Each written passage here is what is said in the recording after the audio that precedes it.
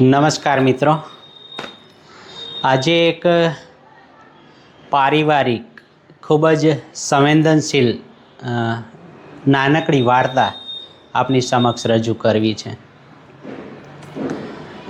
તમારે ઘરમાં બેસીને મોબાઈલમાં બેલેન્સની શું જરૂર પડે છે? એક 59 વર્ષના પિતાએ એના દીકરાને કહ્યું કે બેટા, તને સમય મળે એટલે મારા મોબાઈલમાં બેલેન્સ કરાવી આપજે. એના જવાબમાં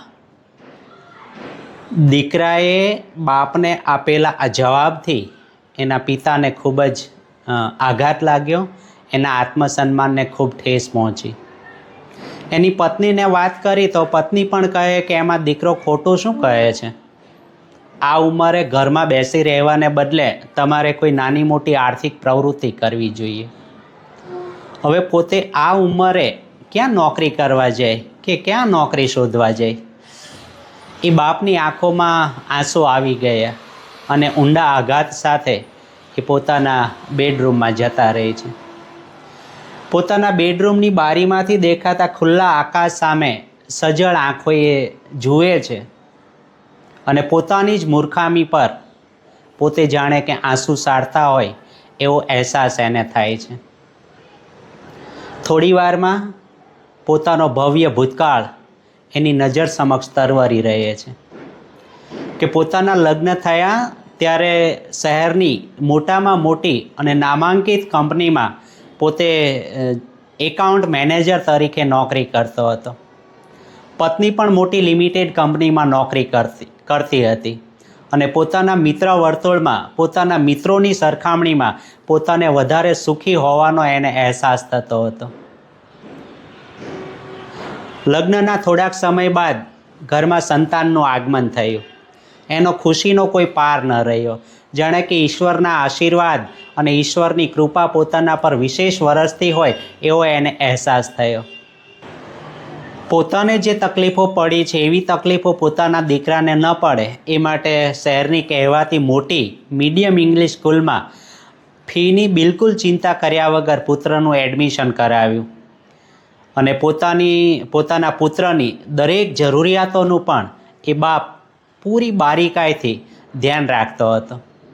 પણ આ વિચારમાં અચાનક એની નજર પડી પોતાના બેડરૂમની દિવાલ પર લટકતા પોતાના પિતાના ફોટા ઉપર ને અચાનક એને એના પિતાની વાત યાદ આવી ગઈ.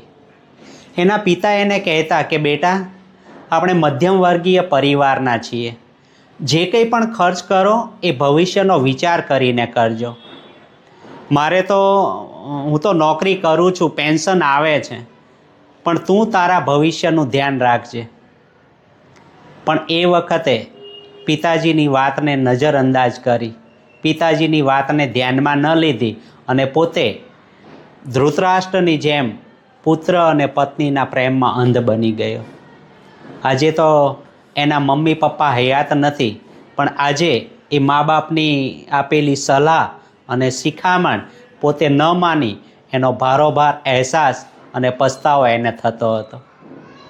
પોતાનો પુત્ર પણ ભણવામાં હોશિયાર, એટલે 12મા ધોરણમાં ખૂબ સારા ટકા આવ્યા એટલે એને ડૉક્ટર બનાવવાનું નક્કી કર્યું. દીકરાને ડૉક્ટર બનાવવા માટે મેડિકલ લાઇનમાં એડમિશન લીધું અને એ જ સમયગાળા દરમિયાન એની પોતાની કંપનીમાં અને પોતાના જીવનમાં મોટું તોફાનની ઉથલપાથલ થઈ. એની કંપની ખોટમાં ચાલતી હોવાથી કંપનીના મેનેજમેન્ટે સ્વૈચ્છિક નિવૃત્તિ VRSની સ્કીમ અમલમાં મૂકી. ઘરે પોતે વાત કરી અને પોતે VRS લેવાથી પોતાને કંપનીમાંથી કેટલા રૂપિયા મળશે એ પણ એણે ભોળા ભાવે કહી દીધું. એમની પત્ની અને પુત્રએ કહ્યું કે પિતાજી, VRS લઈ લો. VRS લેવાથી જે રૂપિયા અને ભંડોળ તમને મળશે બેંકમાં મૂકવાથી બેંકમાંથી વ્યાજ પણ સારું આવશે.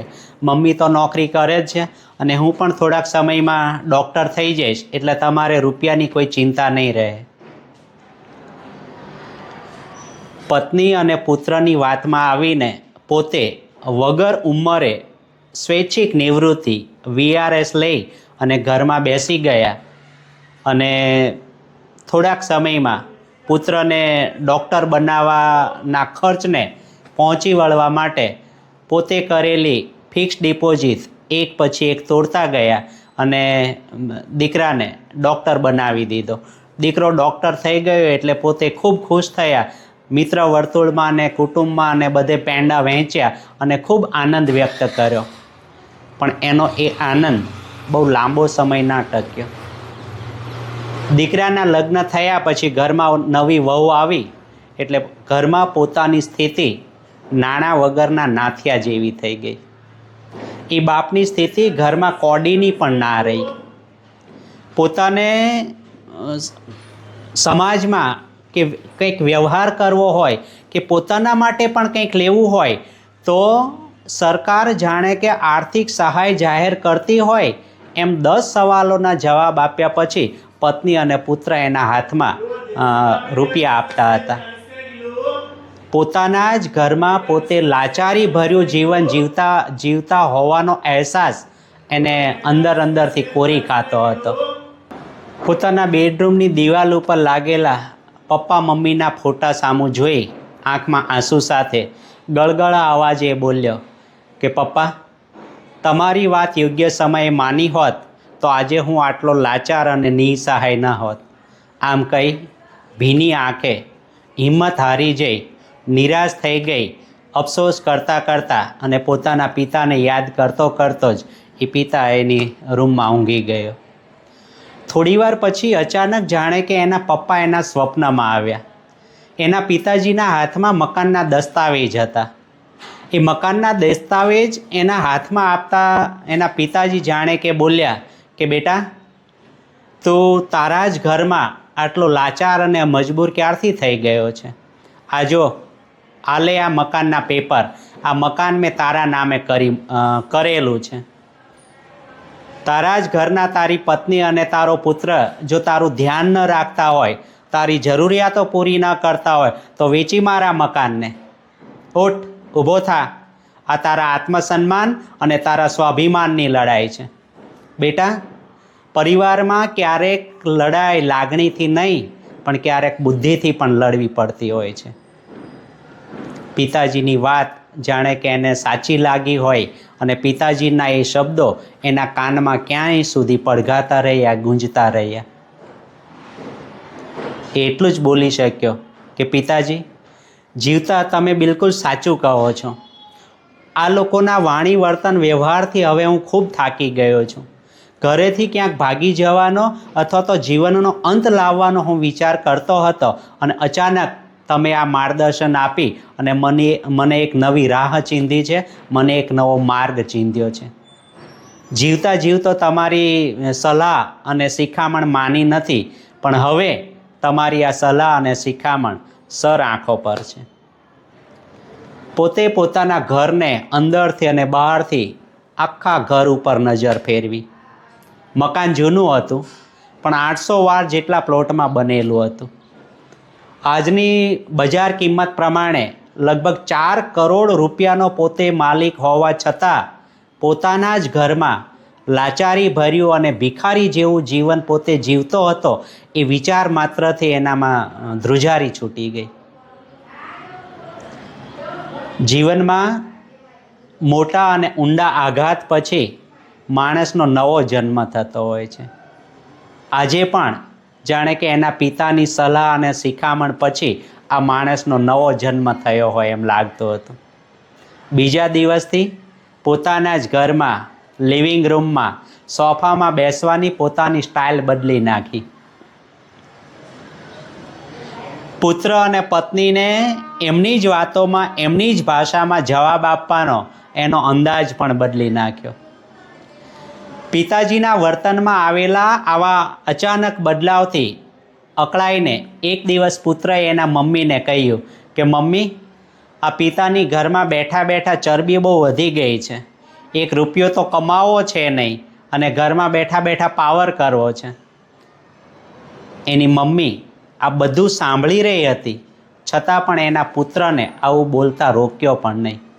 એટલે બાપે એને કહ્યું કે બેટા, આ ચરબી મને નહીં, ચરબી તને ચડી ગઈ છે અને ચરબી એટલે ચડી ગઈ છે કે આ તારા બાપે જીવનભરની પોતાની મૂડી ખર્ચીને તને ડૉક્ટરનું ભણાવ્યો ને એટલા માટે.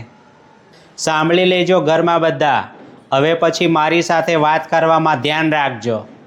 એટલે પુત્રએ કીધું ઊંચા અવાજે, નહીતર? એટલે એના બાપે કીધું કે બેટા, નહીતર તે કલ્પના પણ નહીં કરી હોય એવું પરિણામ આવશે.